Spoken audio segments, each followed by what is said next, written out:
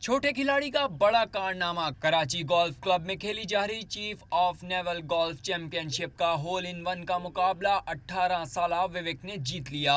विवेक आनंद card जीतने वाले पहले कम उम्र खिलाड़ी हैं, जिस पर उनकी खुशी का कोई ठिकाना नहीं।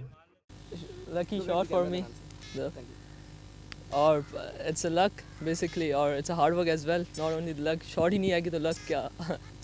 या बेसिकली वो प्लान तो था पहले, बट जब खेलने वक्त तो आई फॉरगॉट कि होल इन वन भी करना है because we are focusing on the score.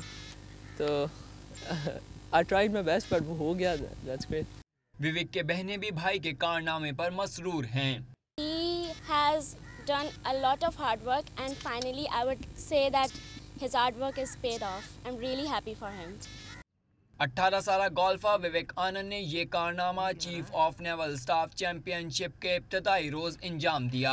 Cameraman BK के साथ जिशान अहमद, डॉन न्यूज़, कराची।